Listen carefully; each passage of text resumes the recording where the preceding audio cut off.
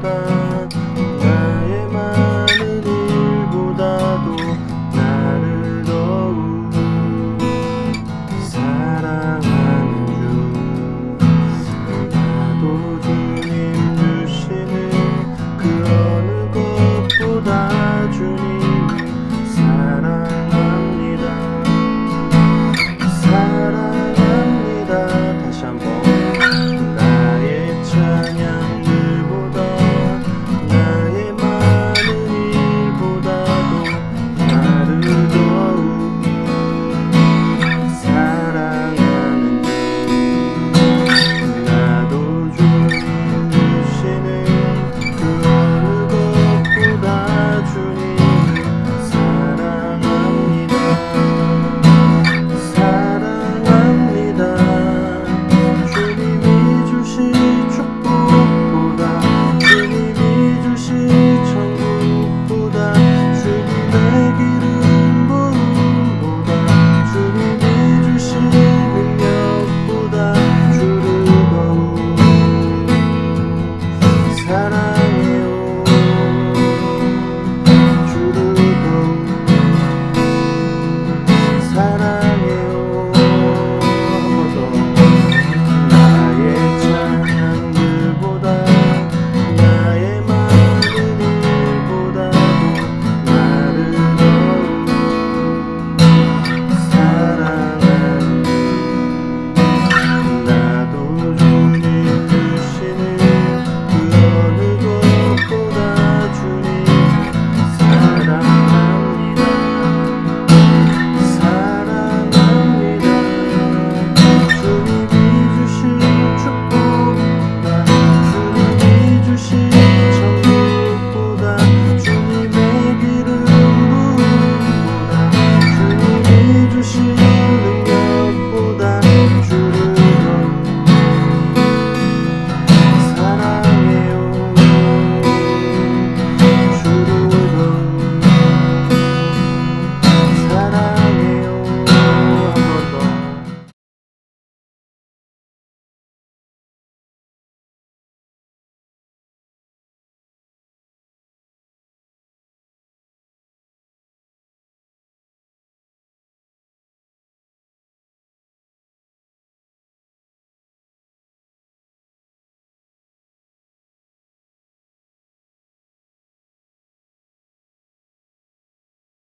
일단 상황이 이런 거죠. 그 예루살렘에만 모여 있던 사도들과 초대교회의 교인들이 사울이라는 사람의 박해로 인해서 뿔뿔이 흩어져요. 그래서 그 중에 빌립이라는 한 그 사람이 집사죠. 집사가 사마리아 성까지 내려오게 됩니다. 근데 이 사마리아 성은 어떠한 사람들이냐면 유대인들과는 원수지간이에요. 이렇게 혈통이 사마리아 사람들은 이전에 섞여버려서 유대인들이 굉장히 그 손가락질하던 사람들입니다.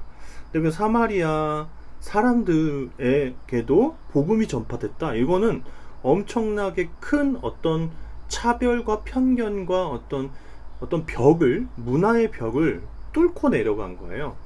근데 이 말씀이 언제 누구로부터 이미 주어졌느냐? 예수님께서 사도행전 1장 8절을 보시면 이렇게 돼 있죠. 그때 이미 주어졌어요. 사도행전은요 1장 8절이 표제어입니다. 거기서부터 다 시작하는 거예요. 1장 8절 한번 여러분 성경책 혹시 있으시면 보세요. 오직 성령이 너희에게 임하시면 너희가 권능을 받고 예루살렘과 온 유대와 사마리아와 땅끝까지 이르러 내 증인이 되리라. 뭐라고요? 성령이 너희에게 임하시면 너희가 어떤 힘을 받고 예루살렘과 온 유대와 사마리아와 땅끝까지, 그러니까 온 세계에 전파하는데 거기에 뭐가 들어가 있냐면 사마리아, 너희들이 원수같이 여기고 그리고 이방인들은 더 싫어하는데 더 벽을 치고 있는 이방인들에게까지도 이 예수 그리스도의 복음이 전파될 거야 했단 말이에요. 근데 그동안 그런 예수님의 명령이 있음에도 불구하고 그 예루살렘에 있는 사도들, 유대인들이죠. 유대인들은 뭐 하고 있었냐? 전파하지 않고 있었어요. 그 유대 땅이라는 것을 벗어나지 못하고 있었어요. 예루살렘 성 안에서만 그렇게 자기들끼리만 믿음을 가지고 있었단 말이에요. 근데 어떤 시련에 의해서 사마리아 성으로 이렇게 뿔뿔이 흩어져요. 그래서 거기서 사마리아 성에 복음이 전파가 됩니다. 근데 그 사마리아 성에 보니까 시몬이라는 사람이 있었어요. 이 사람은 뭐냐면 특별한 어떤 마술, 주술 이런 것을 할 줄 아는 사람이었어요. 그게 뭐 이은결처럼 마술을 하는 건지, 아니면 좀 특별한 뭐 어떤 뭐 특별한 영을 부려서 하는 건지, 아니면 점쟁이인지 뭐 잘은 모르겠어요. 하지만 어떤 특별한 능력이 있었고, 그 능력으로 인해서 사람들을 옭아매고 있었어요. 자기 손 안에서 이렇게 할 수 있도록 했단 말이죠. 근데 보니까 사마리아 성의 빌립을 통해서 복음이 전파가 돼요. 그러니까 복음이 전파가 되니까 어떤 일이 일어나죠? 이 사람들이 그런 어떤 주술적이고 마술적인 거에 이렇게 흔들리는 게 아니라 예수 그리스도의 복음에 이제 막 매료되기 시작한 거예요. 하나님 말씀이 너무 좋은 거예요. 근데 거기다가 더 플러스 되는 요인이 있었는데, 사마리아 성에 빌립이 복음을 전파했어? 그 소식을 예루살렘에 있는 두 사도가 누구냐면 베드로와 요한이죠. 14절을 보면 베드로와 요한이 그 소식을 듣고 내려와요. 내려와서 어떤 일이 일어나냐, 그들이 안수를 했더니 마을 사람들에게 막 성령이 부어져 갖고 이 사람들이 성령 충만해졌어요. 근데 여기서 문제는 시몬이 그 모습을 보면서 옛날에는 내가 이 자기만의 특별한 그 능력으로 이 사람들을 막 붙잡고 있었는데, 이 사람들이 갑자기 더 어떤 강력한 것 같은 그 어떤 힘에, 신앙의 힘에, 또 성령 충만함의 힘에 매료가 돼서 막 사람들이 막 달라지기 시작하는 거예요. 얼굴 색이 달라지고 막 하나님을 막 찬양하고 막 이런 일들이 일어나는 거예요. 근데 이 사람이 여기서 실수를 한 게 뭐냐면, 나도 성령 충만 받게 해주세요 하면, 그거는 신자로서 당연히 가질 수 있는 생각이구나 할 텐데, 뭐라고 했냐면, 나에게도 그러한 능력을 주셔서, 뭐냐면 이렇게 손을 넘기만 하면 이 사람들이 막 성령 충만해지는 이러한 역사가 일어나게 해주셔서 뭐 하게 해달라? 이런 능력을 내가 부릴 수 있도록 해달라. 그러면 근데 더 거기다 하나 더 뭐냐면, 그것을 내가 받을 수만 있다면 얼마가 됐더라도 값을 지불해서 하겠습니다 라고 한 거예요. 그랬더니 두 사도가 엄청 혼내죠. 너가 하나님의 능력을, 하나님의 선물을 돈 주고 살 거라고 생각하느냐? 야, 돈 주고 살 수 있으면 다 가졌지. 너가 가진 은금으로 인해서 망할 거야. 이렇게 얘기를 해요. 그리고 시몬은 뭐라고 얘기하냐면, 제가 잘못했다고, 그런 일이 나에게 임하지 않게 해주세요 하고 일단락돼요. 그래서 그 이후에 뭐 시몬이 어떻게 됐는지는 잘 모르겠어요. 하지만 여기서의 모습, 시몬이 어떠한 그 영적이고 신비한 하나님의 역사를 돈 주고 살려고 했던 행동을 여기서는 시모니즘이라고 해요. 그것이 뭐냐? 이 이후에 성직을 매매하는 행동들을 저거 시모니즘이다 라고 이렇게 얘기를 하기 시작해요. 시몬과 똑같은 행동을 하는 거다 라고 이렇게 얘기를 하기 시작한다는 거죠. 제가 이 얘기를 왜 하냐, 요즘 너무 혼란스럽죠. 도대체 왜 기독교가 이렇게 욕을 먹어야 되는지 또 잘 모르겠고, 우리는 그냥 우리가 마땅히 하나님께 드려야 되는 예배를 하고 싶은데 왜 이렇게 드는지. 근데 또 그러한 의문들이 들면 또 어디로 향하죠?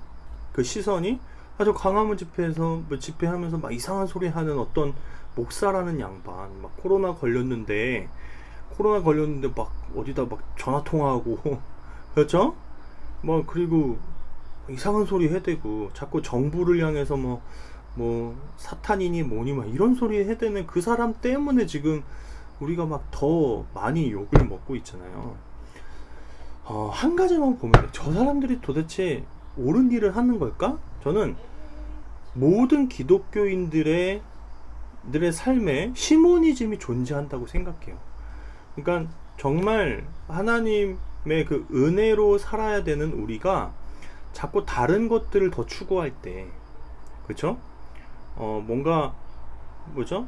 이 시몬도 그걸 진정으로 하나님을 사모하는 마음에서 그 성령 충만을 내리는 어떤 능력을 사고 싶었던 게 아니라 어떤 마음이 있는 거예요? 내가 붙잡고 있던 사람들이 나에게서부터 떠나갈지도 모르는 그러한 자기가 인기가 떨어지고 인지도가 떨어지는, 그래서 사람들이 자기들에게 복종을 해서 충성을 맹세해주고 때로는 막 좋은 물건도 갖다주고 했던 그러한 권력과 재력을 잃어버릴지 모른다라는 두려움 때문에 그 성직 매매를, 그러니까 성직인 매매가 아니라 성령을 돈 주고 사야 되는구나 라는 생각을 했다라는 거예요. 그러니까 지금 뭐가 잘못된 거냐, 우리가 도대체 예수 그리스도를 믿는데 예수 그리스도를 믿는 사람들이 뭐 어떤 뭐죠? 그것보다 덜 중요한 일에 막 목숨을 걸고 매달리는 것이 합당하냐? 그렇지 않다라는 거예요.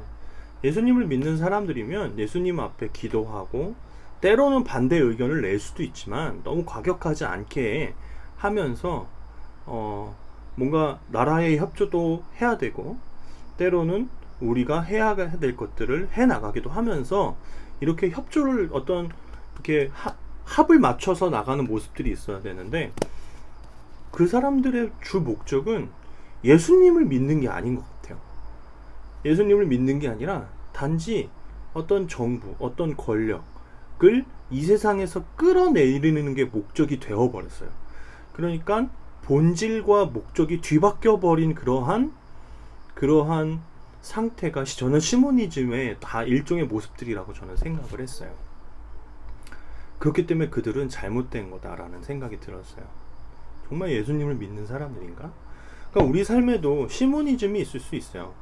그러니까 내가 오늘 이 찬양을 제일 고른 이유가 있거든요. 나의 찬양들보다 나의 많은 일보다도 나를 더욱 사랑하는 주, 나도 주님 주시는 그 어느 것보다 주님을 사랑합니다. 주님이 주실 축복보다. 우리가 때로는 외교에 다녀? 그러면 나 축복 받으려고 이렇게 축복에 완전히 혈안이 돼 있어요. 축복을 받아야 되는데 무조건 자녀들 막 성공해야 되고 너무 축복을 좋아해요, 우리나라 사람들은. 그러니까 축복을 받으면 하나님 잘 믿고, 축복을 도대체 그들이 말하는 축복이 뭔지 모르겠지만 축복을 막 잘 못 받으면 하나님을 잘 안 믿어요. 막 이렇게 교회를 나오긴 나오는데 뜨뜻미지근하고 막 지쳤어, 축복이 너무 안 임해가지고. 막 그런 사람들 좀 보게 됩니다.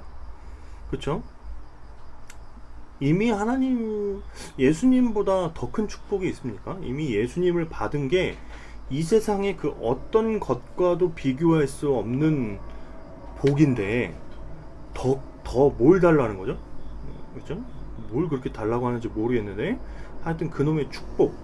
그런데 이 찬양은 뭐라고 얘기하냐면 주님이 주실 축복보다, 또 주님이 주실 천국보다.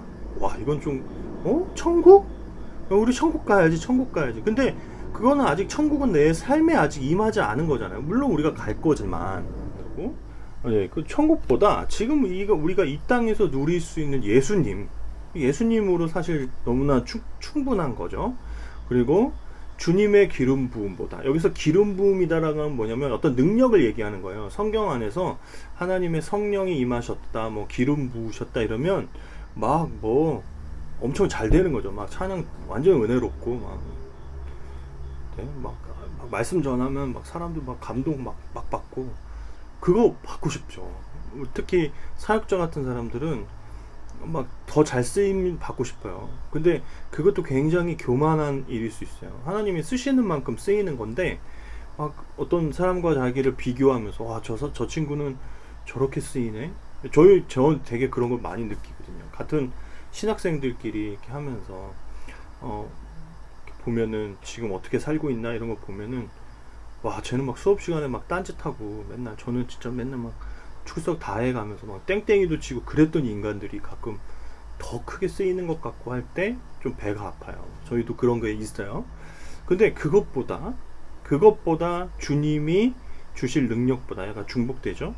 주님을 더욱 사랑합니다. 천사들의 노래보다 더욱 아름다운 노래로 나를 사랑하는 주님을 기쁘게 해드리기 원하네. 이렇게 하면서 할렐루야 이렇게 찬양하잖아요. 뭐가 정말 진짜 무엇이 중한디를 한번 해야 될 것 같은데, 정말 도대체 왜 그런 행동들을 해서 하나님의 영광에 하나님의 이름을 이 땅 가운데 실추시키는지 모르겠어요. 그러니까 우리는 이런 거죠. 모여야 하나? 모이지 말래네? 그러면 계속 안 모여야 하나? 그렇죠? 뭐 이게 헷갈리잖아요. 아니, 저는 계속적인, 이러한 시대에는 계속적인 임기응변이 필요하다고 생각해요. 막 계획하던 일이 때로는 무너질 수도 있죠. 하지만 때로는 나라 일에 협조하는 거예요. 근데 나라가 전 대예배 정도로 하면 됩니다 라고 하면은 우리가 또 모여서 대면 예배를 하면 돼요. 그리고 또 상황이 좋아져서 코로나가 뭐 이렇게 좀 이렇게 잠식되면 소모임도 가질 수 있겠죠. 어디 놀러 갈 수도 있겠고. 지금은 이러한 행동들이 이렇게 답답하게 뭐 음질도 별로 좋지도 않은 이런 환경에서 우리가 만나야 되나? 하지만 그렇게라도 만날 수 있다라는 것에 우리는 감사해야 된다고 생각을 해요. 무조건 모여야 한다도 아니고 무조건 모이면 안 된다도 아니에요. 그때마다 하나님께서 우리에게 주시는 지혜를 발동시켜서 이럴 때는 이렇게 해보고 저럴 때는 저렇게 해보자. 우리가 정말 중요한 것은 어느 상황 속에서든 예수님을 찬양하고 예배하는 거지, 우리가 어떤 고집을 부리는 게 아니에요. 네. 어떤 고집을 부리는 거는 때로는 그게 어떤 신앙이라는 이름으로 포장되어 있다 할지라도 때로는 그게 신앙이 아닐 수 있어요. 가짜일 수 있어요. 교만일 수 있어요. 그냥 자기의 인기와 자기의 유익과 자기의 어떤 생각을 더 앞세우고자 하는 그러한 우매함일 수 있다라는 거죠. 그렇기 때문에 우리가 분별할 필요가 있죠. 내가 이 시몬과 같은 모습은 없나? 하나님보다 다른 무엇을 더 사랑해서 돈을 주고 사고 어떤 그런 것들을 하려고 하는 내 모습은 없는지를 여러분들이 좀 그 순간마다 판단하면 좋겠고, 이 말씀을 통해서 정말 내가 하나님을 믿는 그 믿음이 뭐에서부터 기인했는지를 여러분들이 좀 이렇게 한번 여러분들 중심을 한번 돌아보셨으면 좋겠어요.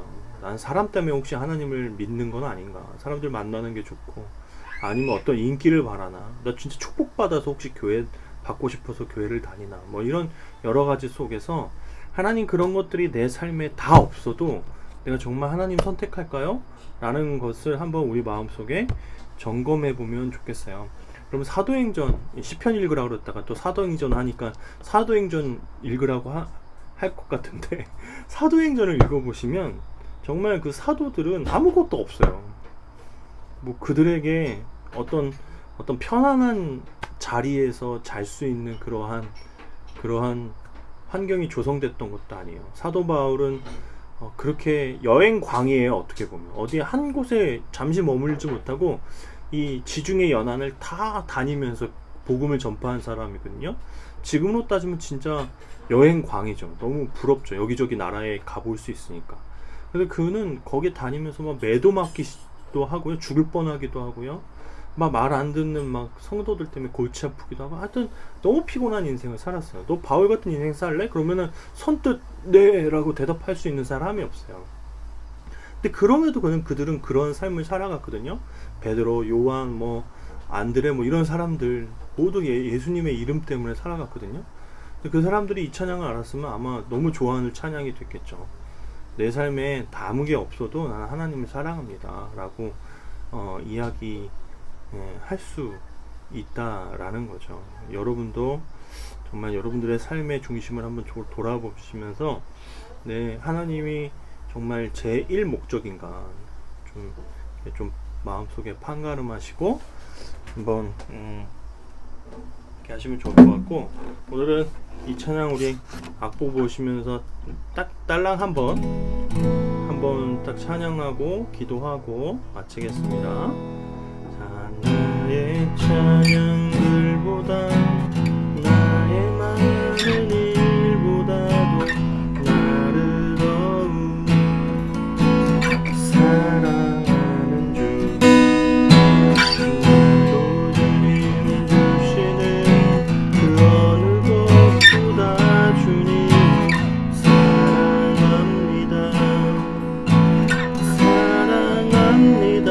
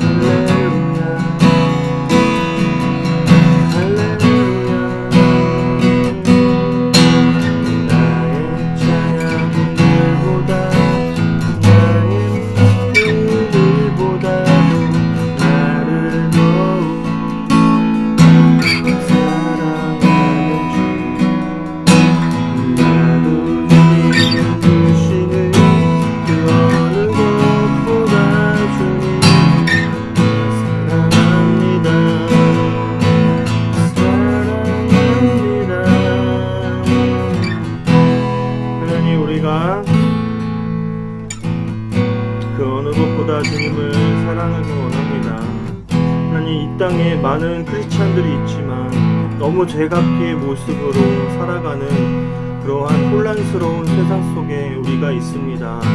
하나님, 그래서 어떤 것이 옳은지, 어떤 것이 바른 신앙을 갖는 것인지 우리가 알지 못합니다.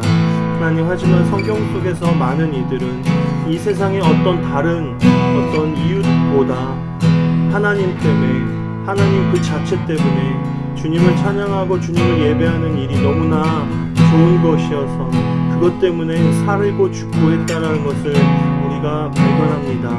하나님, 때로는 우리가 하나님보다 다른 어떤 것들을 더 원하면서 그것을 하나님을 통해서 이루어내려는 그러한 교만과 그러한 야망에 차 있는 사람은 아닌지 돌아보게 인도하여 주옵소서.